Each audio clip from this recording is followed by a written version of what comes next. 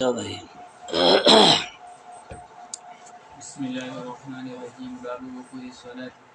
قال محمد بن الحسن أخبرنا مالك بن أنس عن يزيد بن زياد مولى بني هاشم عن عبد الله بن رافع مولى أم سلمة رضي الله عنها زوج النبي صلى الله عليه وسلم عن أبي هريرة رضي الله تعالى عنه أنه سأله عن وقت الصلاة فقال أبو هريرة أنا أخبرك صلي الظهر إذا كان ظلك مثلك والعصر إذا كان ظلك مثلك والمغرب إذا غربت الشمس والعشاء ما بينك وبين ثلث الليل فإن نمت إلى نصف الليل فلا نامت عيناك وصل الصبح بولس.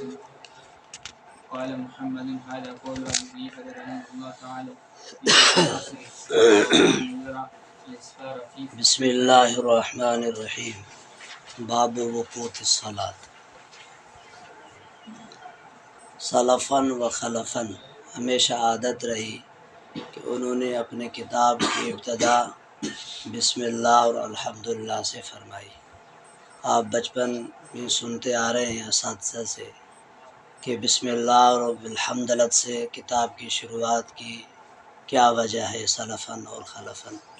وہاں اساتذہ نے آپ کو بتایا تھا کہ قرآن کی اتباع، سنت رسول کی اتباع، سلف صالحین کی اقتداء مقصود ہے. اسی لیے ہر مصنف چاہتا ہے کہ میں اپنے کتاب کو بابرکت بناؤں، اس کے لیے وہ بسم اللہ اور بالحمدللہ سے اپنی کتاب کی شروعات کرتا ہے.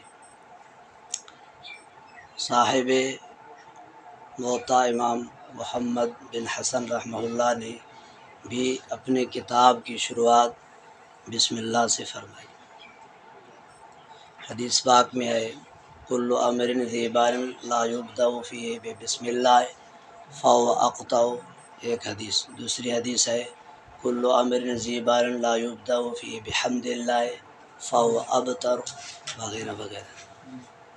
جب حدیث میں ہے ہر ذی امر ذی وقار کام، اچھا کام بسم اللہ اور الحمدللہ سے شروع نہیں کیا جاتا، پھر فو اقطع او ابتر فو اجزم، وہ خیر و برکت سے خالی ہے. اسی لیے مصنف ہر ایک چاہتا ہے کہ میں اپنی کتاب کی شروعات بسم اللہ بالحمدللہ سے کر کے اپنے کتاب کو بابرکت بناؤں. اسی لیے مصنف بسم اللہ الحمد سے اپنی کتاب کی شروعات کرتے ہیں. پھر سوال پیدا ہوا، بچپن میں ہم نے آپ کو بتایا تھا کہ ابتدا بسیط ہے. کون شے اولاً، ہر اس چیز کو کہا جاتا ہے جو پہلے شروع ہو. کل امر ذی بال لا یبدأ فیہ بسم اللہ، اس میں بھی ابتدا ہے. کل امر ذی بال لا یبدأ بالحمدللہ، اس میں بھی ابتدا ہے. تو ابتدا کون شے اولاً کا نام ہے، جو آپ سمجھ سکتے ہیں کہ ابتدا بسیط ہے. تو جب ابتدا بسیط ہے تو جو دو چیزوں سے کیسے آپ شروع کر سکتے ہیں. اگر آپ بسم اللہ کی حدیث پر عمل کریں گے تو بالحمدللہ کی حدیث پر عمل نہیں، اس کا ترک لازم آئے گا. اگر آپ کتاب کی شروعات بالحمدللہ سے کریں گے تو بسم اللہ کی حدیث کا ترک لازم آئے گا، کیونکہ ابتدا بسیط ہے. ابتدا نام ہے کون شے اولاً کا، ایک چیز سے شروعات ہوگی، دو چیزوں سے شروعات ہو ہی نہیں سکتی. اسی لیے آپ شروع کتاب سے ہی تارک سنت ہے، تارک العمل ہیں. اسی لیے آپ کے عمل میں کوئی برکت نہیں، کیونکہ ابتدا ہی آپ کی غلط ہے. ابتدا ہی آپ کی حدیث کے خلاف ہو رہی ہے، کیونکہ ابتدا بسیط ہے. بھائی کون شے اولاً کا نام ہے، ایک چیز سے ہو. تو اس وقت ہم نے آپ کو شرح تہذیب سے لے کر جواب سمجھایا تھا کہ بھائی ابتدا کی تین قسمیں ہیں، ابتدا حقیقی، ابتدا اضافی، ابتدا عرفی. یہ چیز بتائی تھی. بسم اللہ کی حدیث کو ابتدا حقیقی پر محمول کریں گے، اور الحمد کی حدیث کو ابتدا اضافی یا عرفی پر معمول کریں گے. یہ ہم نے آپ کو جواب دیا تھا. حضرت انور شاہ کشمیری رحمۃ اللہ علیہ نے اپنے درس میں پوچھا، اپنے درس میں فرمایا، حضرت یوسف بن نوری رحمۃ اللہ علیہ فرماتے ہیں کہ ہم نے پوچھا کہ حضرت ابتدا حقیقی، ابتدا اضافی، ابتدا عرفی کا کیا معاملہ ہے. ابتدا تو بسم اللہ سے ہونی چاہیے یا الحمد سے ہونی چاہیے. حضرت یوسف بن نوری رحمۃ اللہ علیہ فرماتے ہیں کہ میرے استاذ مربی نے مجھے جواب دیا کہ بھائی یہ جو ابتدا حقیقی اور اضافی اور عرفی کی جو قید آپ پڑھتے ہیں یہ غیر اہل فن کا فن میں بے جا مداخلت ہے، حدیث میں کوئی اس کی وجہ نہیں کہ اضافی حقیقی ہے، اضافی ابتدا اضافی حقیقی یا عرفی، اس کا کوئی حدیث میں کوئی تذکرہ نہیں ہے۔ یہ منطقیوں کا کام ہے، یہ فلسفیوں کا کام ہے جو غیر اہل فن ہیں، ہمارے حدیث کے فن میں اس نے بے جا مداخلت کی ہے۔ کوئی تعارض نہیں ہے دونوں حدیثوں میں، نہ تسمیہ کی حدیث میں تعارض ہے، نہ بالحمد کی حدیث میں تعارض ہے۔ ایک ہی حدیث ہے، ایک ہی راوی ابو ہریرہ سے ہے، دو راوی بھی نہیں ہے، دو احادیث بھی نہیں ہے، ایک بابرکت چیز کی طرف حضور علیہ والسلام نے اشارہ فرمایا، غیر اہل فن نے فن حدیث میں آ کر بے جا مداخلت کی ہے۔ اگر دو راوی ہوتے، دو حدیثیں جدا جدا ہوتی تو آپ کا تعارض اور سوال بنتا تھا، آپ کا سوال ہی نہیں بنتا بھائی۔ غیر اہل فن نے فن حدیث میں بے جا مداخلت کی ہے۔ حضرت انور شاہ کشمیری رحمۃ اللہ علیہ فرمایا کرتے تھے کوئی ضرورت نہیں ہے تقسیم کی، تقسیم تو لڑانے کے لیے ہوتی ہے، تقسیم کرو اور حکومت کرو، لڑانے کے لیے ہوتی ہے بھائی، حدیث میں کوئی تقسیم نہیں ہے۔ بابرکت چیز کو آپ بسم اللہ سے شروع کریں۔ پھر ہم نے دیکھا کہ قرآن مجید کی شروعات جو ہے وہ اقرا بسم سے ہے، پھر آپ کیا کہیں گے وہ بابرکت نہیں ہے؟ اقرا بسم سے شروعات ہے، پہلے نزول وہی کیا ہے بھائی؟ اقرا بسم ربک الذی خلق، پھر وہاں الحمدللہ ہے، تو کیا وہ بے برکت ہے؟ ایک ذی امر کام، ذی بال کام، شان والا کام بسم اللہ سے شروع کرو تو بھی اس پر عمل ہو جائے گا، الحمد سے شروع کرو تو بھی اس میں عمل ہو جائے گا۔ پھر سوال ہوگا ٹھیک ہے دونوں سے حدیث پر عمل ہو جائے گا، لیکن بسم اللہ سے ابتدا کیوں کیا آپ نے؟ تو یہاں کسی نے جواب دیا کہ بسم اللہ الرحمن الرحیم میں علم ذاتی ہے، الحمدللہ میں جو ہے الحمد جو ہے وہ صفت ہے اور ذات مقدم ہوتی ہے صفت سے، اس لیے ہم نے بسم اللہ سے کتاب کی شروعات کی۔ گال سننا ہے اور بھی جواب ہے اس کا کہ بھائی حدیث کو ذرا سمجھو، کل امر ذی بال لا یبدأ فیہ بسم اللہ الرحمن الرحیم فهو اقطع، یا اسی طرح کل امر ذی بال لا یبدأ بالحمدللہ فهو اجزم، اسی طرح حدیث۔ تو یہاں کبھی بھی ایسا نہیں ہے کہ کتابتاً آپ اپنے کتاب کی شروعات، اس حدیث میں ہے کیا کتابتاً آپ اپنے کتاب کی شروعات بسم اللہ الحمدللہ سے کریں گے تو خیر و برکت ہوگی، اگر کتابتاً آپ اپنے کتاب کی شروعات بسم اللہ الحمدللہ سے نہیں کریں گے تو خیر و برکت سے خالی ہوگی۔ یہاں قید ہے کوئی کتابت کی؟ نطقاً بھی ہو سکتا ہے، یعنی کسی مصنف نے بسم اللہ الرحمن الرحیم کے بعد جیسا کہ ہمارے سامنے باب وقوت الصلاۃ، یہاں الحمدللہ کتابتاً تو نہیں ہے لیکن نطقاً تو ہوگی، کیونکہ حمد تعظیم ہے۔ ہر ایک مصنف جب کتاب اپنا شروع کرتا ہے تو تعظیم الہ اس کے دل کے اندر داخل ہوتی ہے، اسی لیے بسم اللہ کی حدیث پر بھی عمل ہو گیا، الحمد کی حدیث پر بھی عمل ہو گیا۔ ضروری نہیں ہے کہ وہ کتابتاً جب کہ تو اس حدیث پر عمل ہوگا، بسم اللہ کو کتابتاً لا کر بسم اللہ کی حدیث پر عمل کیا، الحمد کو نطقاً لا کر دل میں اس کے اللہ کے تعظیم کا خیال کر کے مصنف نے الحمد کو لایا، نطقاً لایا، بسم اللہ کو کتابتاً لایا، لہذا دونوں پر عمل ہے، تعارض ہے ہی نہیں۔ تعارض کب ہوگا؟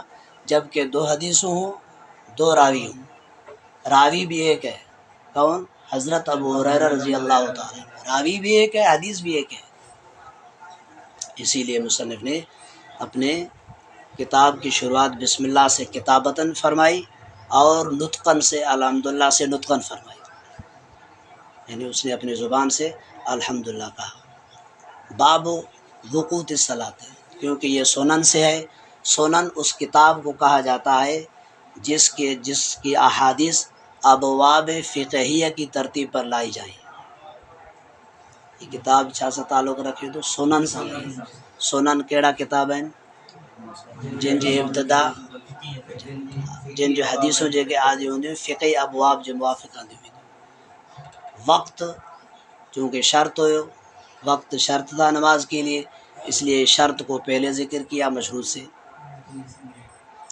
ہمیشہ شرط کیا ہوتا ہے مشروط سے پہلے ہوتا ہے نماز مشروط ہے وضو شرط ہے وضو نماز سے پہلے ہوتا ہے بغیر وضو کے نماز نہیں ہوگی اس لیے وجوب صلاۃ کا کے لیے وقت شرط ہے اس کو پہلے ذکر کیا اکثر مصنفین کو ہم نے دیکھا ہے اپنی کتابوں میں اوقات و صلاۃ کا لفظ لے آئے لیکن مصنف امام محمد بن حسن شیبانی رحمہ اللہ عجیب ترتیب سے شروع کرتا ہے وقوت سے کیا اوقات اور وقوت میں فرق ہے کیا باب وقوت صلاۃ اکثر مصنف کیا کہتے ہیں بھائی اوقات صلاۃ اور وقوت صلاۃ میں اوقات جو ہے وہ جمع قلت ہے وقوت جو ہے وہ جمع کثرت ہے جمع کثرت 9 سے اوپر جمع قلت 3 یا 3 سے اوپر 9 تک اب سوال ہوگا یہاں کہ وقوت جو ہے وہ جمع کثرت ہے اوقات جو ہے قلت ہے بھائی حضرت کو یہاں اوقات صلاۃ عنوان قائم کرنا تھا نہ کہ وقوت صلاۃ کیونکہ نماز کے اوقات 5 ہیں بھائی تو عبارت اور باب کیا ہونے چاہیے تھا باب اوقات صلاۃ نہ کہ وقوت صلاۃ کیونکہ وقوت جو ہے وہ جمع کثرت ہے کیا نماز کے 10 وقت ہیں 9 وقت ہیں نماز کے 15 وقت ہیں نماز کے اسی لیے فنی خرابی آ گئی ہے شروع کتاب میں فنی خرابی بھائی معترض نے کہا فنی خرابی آ گئی کہ یہاں لے آنا تھا اوقات و صلاۃ تو بات بالکل درست تھی لیکن حضرت لے آئے ہیں کیا بھائی وقوت الصلاۃ جواب کا خلاصہ ایک جواب یہ ہے کیونکہ یہ نماز دن میں بار بار اور کثرت سے آتی رہتی ہے ورود کثرت کو دیکھ کر جمع کثرت لائے نماز بار بار آتی رہتی ہے ظہر عصر مغرب روزانہ ایسا بھی نہیں ہے کہ کس دن چھٹی ہو جائے نماز کی چھٹی بھی نہیں ہے ہاں سکرات کے وقت چھٹی ہے کیونکہ اس کا ورود کثرت سے ہے اسی لیے مصنف نے باب وقوت جمع کثرت لائے ایک جواب دوسرا جواب بھی دیا ہے کہ اوقات 3 قسم کے ہوتے ہیں ایک وقت اختیاری ہے ایک وقت ضروری ہے ایک وقت قضائی ہے کتنے وقت ہو گئے ایک نماز میں 3 وقت ہو گئے وقت اختیاری وقت ضروری وقت قضائی قضائی کی معنی وقت نکل جائے نماز قضا ہو گئی ضروری کی معنی ایسے وقت میں پڑھی جائے جہاں نماز اب جانے والی ہے ضروری ہے وہاں وقت پڑھنا اختیاری آپ کو اختیار اول وقت میں پڑھیں یا آخر وقت میں پڑھیں تو اوقات کتنے ہو بھائی 3 اوقات اختیاری اوقات ضروری اوقات قضائی 3 کو 5 سے ضرب دیں 15 تو جمع کثرت لانا صحیح ہے ہر ایک آدمی کے لیے 3 حالات ہوتے ہیں وقت کے کوئی آدمی ہوتا ہے اس کو فرصت ہوتی ہے کہ اس کو اختیار ہے اول وقت میں پڑھو ظہر اول مثل میں پڑھو ظہر ثانی مثل میں پڑھو تمہاری مرضی ہے ہمارے احناف کے ہاں ثانی مثل تک ظہر کا وقت ہے تو آپ کو اختیار ہے جس وقت آپ پڑھ سکتے ہیں جبرائیل علیہ الصلوۃ والسلام نے بھی اختیار دیا تھا پہلے دن اول وقت میں نماز پڑھائی دوسرے دن آئے آخر وقت میں نماز پڑھائی یہ وقت اختیاری ہے اور اختیاری وقت کی جبریل کی حدیث سے معلوم ہوتا ہے اختیاری وقت ہے اسی لیے ہم احناف کا اسی پر عمل ہے کہ اختیار ہے تو سردی کی موسم جب آتی ہے تو ہم جلدی نماز پڑھتے ہیں اور جب گرمی کی موسم ہوتی ہے ہم دیر سے نماز پڑھتے ہیں دونوں حدیثوں پر عمل ہے جبریل نے 2 عمل بتائے بھائی پہلے عمل گرمیوں کے سردی کے لیے پہلے وقت میں، اور دوسرے وقت میں نماز جو ہو رہی ہے وہ گرمی کے لیے۔ احناف کا دونوں وقتوں پر عمل ہے الحمدللہ۔ تو اختیاری وقت، ضروری وقت، قضائی وقت کتنے وقت ہو گئے؟ تین کو 5 وقتوں سے ضرب دو 15، تو وقود لانا بالکل درست ہے۔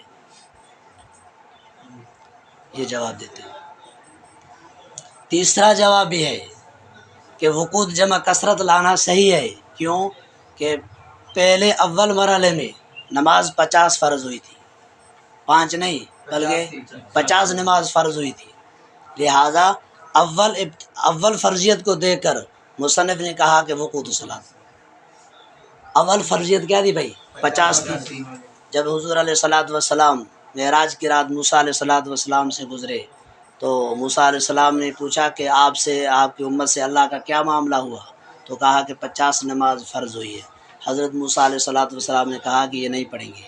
ابھی تازہ میرا بنی اسرائیل سے واسطہ پڑا تھا، وہ 3 نمازوں کے بھی عادی نہیں تھے۔ آپ 50 نمازیں آپ کی امت پڑھے گی، موہن رائن 50 نمازوں پڑھنا ہے۔ تو کیونکہ حضور کے دل میں بھی یہ بات آئی کہ اللہ کی زیارت پھر سے نصیب ہو جائے، تو وہ حضرت موسیٰ علیہ الصلوۃ والسلام حضور علیہ الصلوۃ والسلام کے چہرے کے پیاسی بن گئے بھائی۔ جو اللہ کو دیکھ کر آ رہے ہیں میں تو اس کو دیکھوں، ورنہ تو وہ خر موسیٰ صعقہ، پڑھا ہے نا اپنے قرآن میں، خر موسیٰ صعقہ۔ موسیٰ علیہ الصلوۃ والسلام تو تجلی دیکھ کر بے ہوش ہو گئے۔ تو کہا کہ جس نے اللہ کو دیکھا اس کو تو بار بار دیکھوں، کسی بہانے سے ملاقات ہو جائے۔ کتنے بار واپس گئے؟ پنجنا پنجتن۔ اب بھی حضرت موسیٰ علیہ الصلوۃ والسلام کا 10ویں مرتبہ بھی خیال آیا کہ اب بھی جاؤ، تو حضور علیہ الصلوۃ والسلام نے فرمایا کہ الآن استحی، اب مجھے حیا آتا ہے کہ ہر دفعے سے 5 معاف ہو، 10ویں مرتبہ بھی جاؤں تو 5 وہ بھی کیا ہوئے بھی معاف ہو۔ تو اللہ کی طرف سے اعلان ہوا لا یبدل القول لدی ذالک خمس ذالک خمسون ہے، ہمارے قلم میں کوئی تبدیلی نہیں، یہ 5 بھی ہے 50 بھی ہے۔ تیری امت کو کہو 5 نمازیں پڑھیں، اجر 50 کا دے گا۔ تو اس لیے اب نماز اول کتنی دی بھائی؟ 50۔ تو وقود صلاۃ لانا بھی درست ہے۔